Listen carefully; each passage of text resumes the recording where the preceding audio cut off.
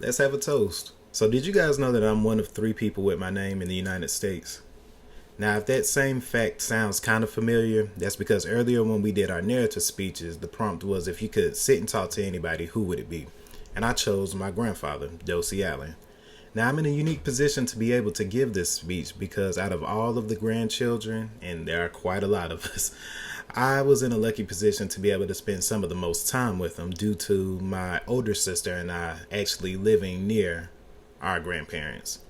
And so this is just a little speech to honor the late Deacon Dosye for being resilient and always leading with life, love, and kindness. So my granddad was born in New Ellington, South Carolina, and he was the son of farmers.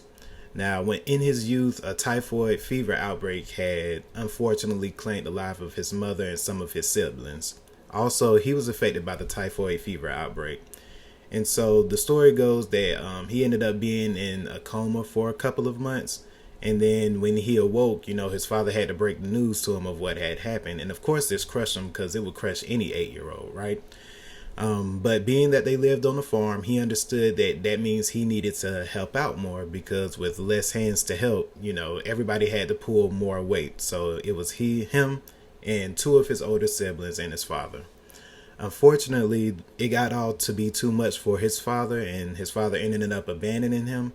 And at this point, my grandfather had to actually drop out at the age of 8 years old in order to, help keep the farm going for as long as they could. But this is something that I think actually laid the foundation for his work ethic because it led to him always working hard. And his whole thing was, I'm going to work hard so my family doesn't have to. And eventually that led to him being able to open up his own successful construction business. Another thing about my grandfather is that his smile was unbelievably infectious. Like, everybody always says to people that they love, their smile could light up the room, but his actually did. There would be times where my grandmother and I will talk about him now, and even though the conversations will start off kind of sad, by the end of it, we'll both be kind of smiling ear to ear because just reminiscing on the good times and just thinking about how much of a light he was to us and to the family as a whole. He was one of those people who honestly led life with kindness. And I say that because growing up, I've never heard him yell. I've never heard him cuss. I've never even so much heard him be like irate in any type of way.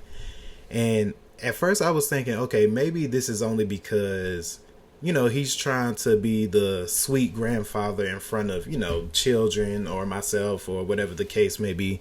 But ever since I've been an adult, I've had conversations with my parents, my grandmother, some other family members, and they all say that's genuinely how he was. He was just the type of person who was just laid back, always smiling, never had to raise his voice, like just real low key and easy going.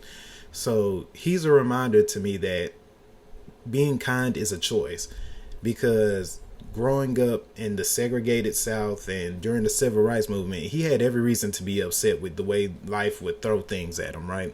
But he never used that as a reason to treat or talk to people any kind of way, or he always used that as a reason to be even more kind, because I guess he thought that there was enough darkness in the world, why not be the light? And so my grandfather, in conclusion, he was an awesome, resilient, and kind man. He overcame a lot from a young age, and from dropping out to having his own successful business. And he was literally the light of our family. And it was all done with life, love, and an infectious smile. In conclusion, I'd like to say this. I am my ancestors' wildest dreams. My grandfather couldn't get an education. So for me to be sitting here and doing this speech for a college class, this is something that I know that he always wanted for me. He's the reason why I'm here, and he's the reason why I try to lead my life with kindness. And I urge you all to try to lead your lives with kindness as well. So, cheers to him.